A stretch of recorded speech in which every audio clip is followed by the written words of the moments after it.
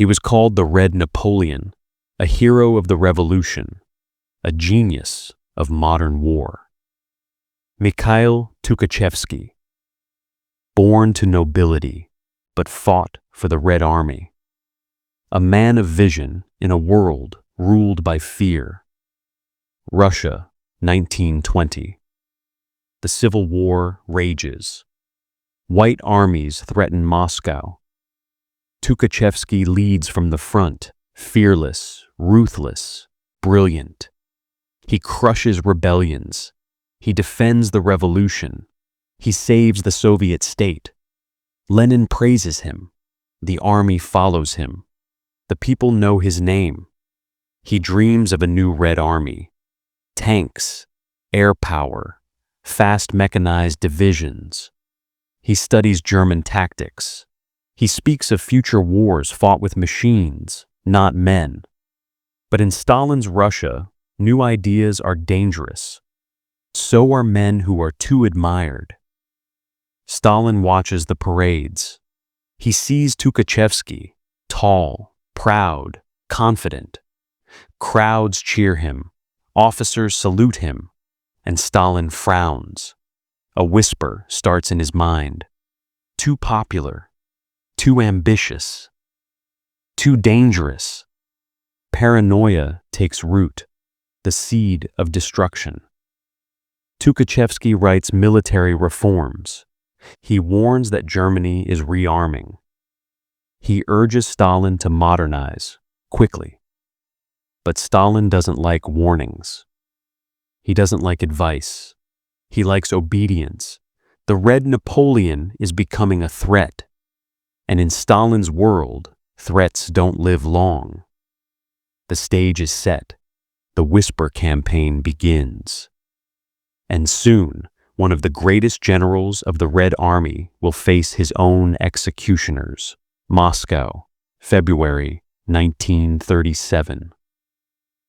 The air inside the Kremlin is thick with suspicion. One word rules everything: loyalty. But to Stalin, loyalty is never enough. He needs fear, and he begins to see enemies everywhere, even among his generals. He sits under a single lamp. A cigarette burns. Files lie open, marked confidential. Reports from the NKVD, names, dates, accusations, a web of supposed conspiracies, and at the center of one dash, Marshal Mikhail Tukhachevsky. Nikolai Yezhov, head of the NKVD, enters Stalin's office. He bows. He brings what Stalin wants most: evidence, true or not. Stalin whispers, "Find me proof." The marshal is working with the Germans. Yezhov nods. Proof will be found or created. The NKVD leaks rumors to the Germans. The Germans, amused, forge documents proving Tukhachevsky is their spy. Those forgeries return to Moscow as evidence. The trap is perfect. The lie is complete. Whispers spread through the corridors. Officers avoid Tukhachevsky's gaze. Meetings are canceled. Telephones go silent.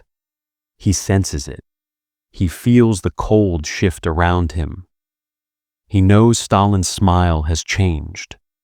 A hero of the revolution, now branded a traitor. His friends turn away. His students fear to speak his name. Even his letters are opened before they reach their destination. The NKVD is watching, always watching. He circles Tukhachevsky's name with a red pencil. He writes one word beside it: arrest. The whisper has become an order, and the Red Napoleon is about to fall. May 22nd, 1937. The Kremlin sleeps. The city is silent, but the NKVD never sleeps. They come in black cars, engines off, headlights dim, leather coats glistening with rain. He sits at his desk, writing notes for a new tank doctrine. He believes the Red Army must prepare for a modern war. He doesn't know his last battle will be fought alone. A knock at the door, sharp, cold, final. He opens it. The NKVD stand before him, expressionless. "Comrade Marshal, you are under arrest. Counter-revolutionary conspiracy. No explanation. No resistance. Only silence. Books are thrown aside. Letters seized. His uniform stripped from the hanger.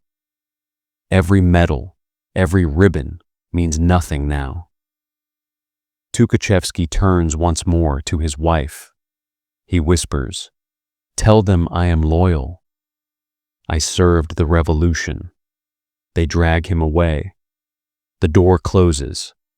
Her scream echoes in the hallway and is swallowed by the night. Tukhachevsky is placed in solitary confinement. No sunlight, no clock, only walls and footsteps. Yezhov personally oversees his interrogation.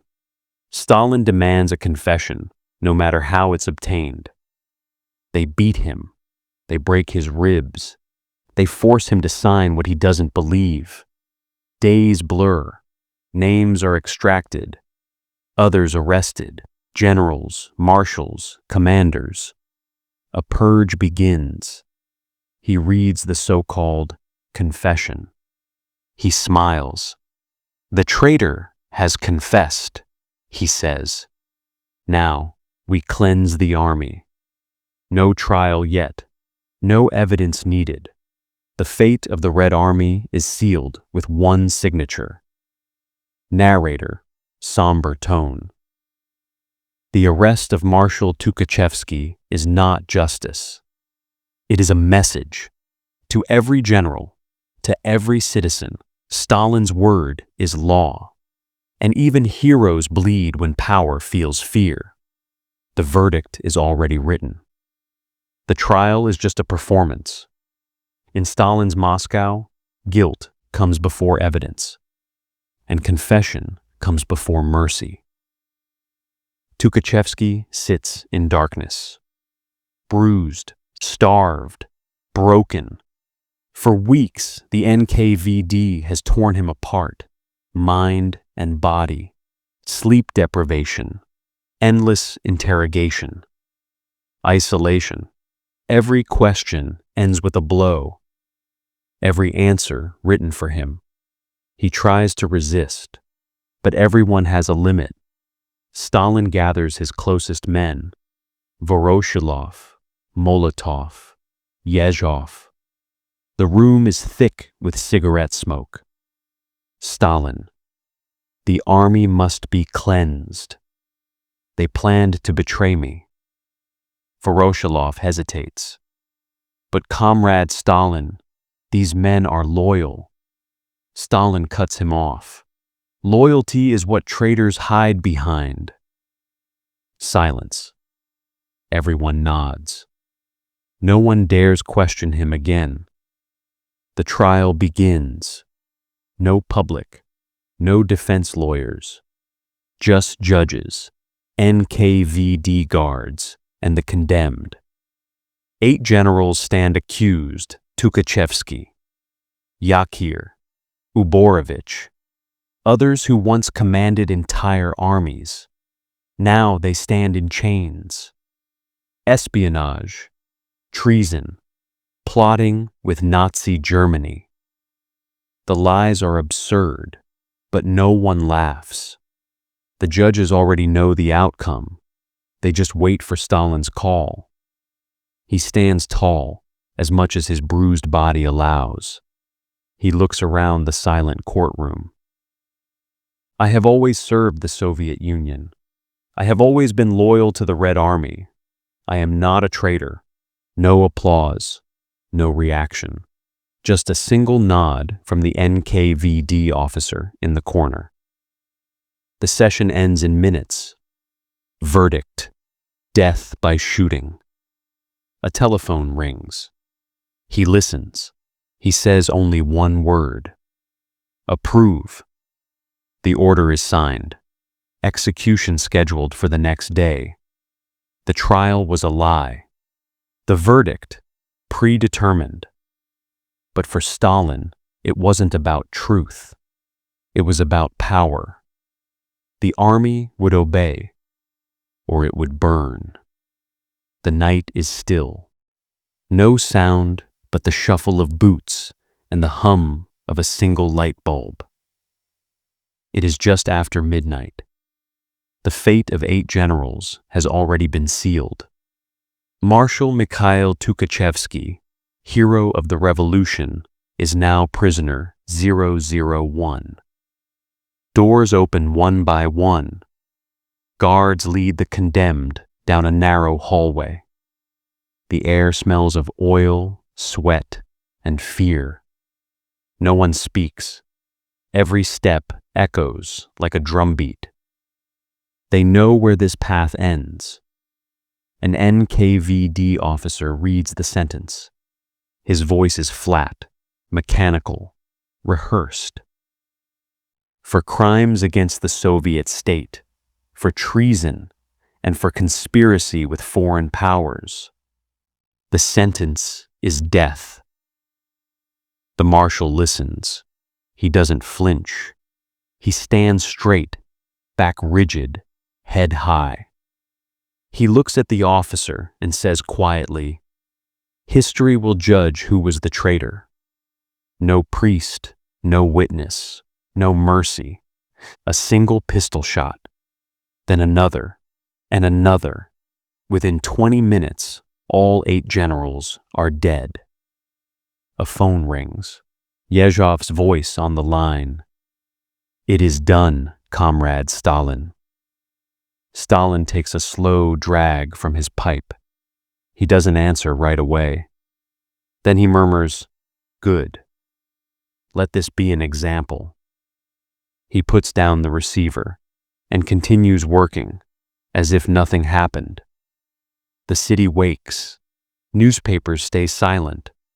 The radio speaks only of internal enemies defeated. No names, no funerals, no graves. Only whispers, spreading through the army, through the barracks, through the night. The Red Napoleon was gone. The generals who followed him, gone. The Red Army, broken, gutted, leaderless. Within 2 years, Hitler would invade, and the Soviet Union would pay in blood for Stalin's fear. Power had consumed brilliance. Paranoia had devoured loyalty. And one bullet had silenced a mind that could have saved millions. The executions were only the beginning.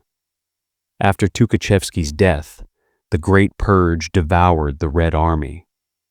The generals fell first, then the colonels, then the captains, then anyone who had ever served under him. He signs lists every day.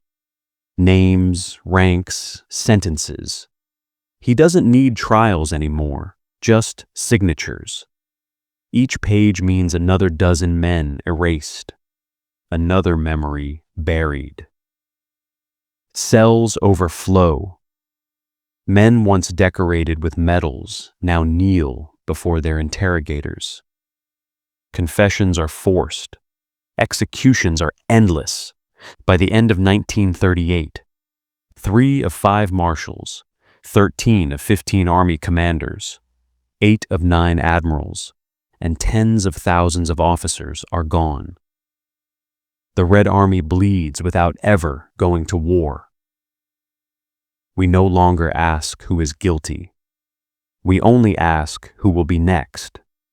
Fear replaces discipline. Silence replaces loyalty. The irony is cruel. The man Stalin killed, Tukhachevsky, had predicted it all. He warned that Germany would strike. He warned the Red Army must modernize. But the men who could have defended the Soviet Union now lie in unmarked graves. Fresh uniforms, young faces, no experience, no memory of those who came before. He watches with pride and delusion. He believes he has secured absolute loyalty. But what he really has is weakness. When Hitler invaded in 1941, the Soviet army collapsed in the first months. Commanders panicked, orders failed, cities fell, and in every retreat, the ghost of Tukhachevsky marched beside them. His death was not just one man's tragedy. It was a nation's self-destruction. Stalin had eliminated his greatest general, and with him, the Red Army's future. The price of paranoia was millions of lives,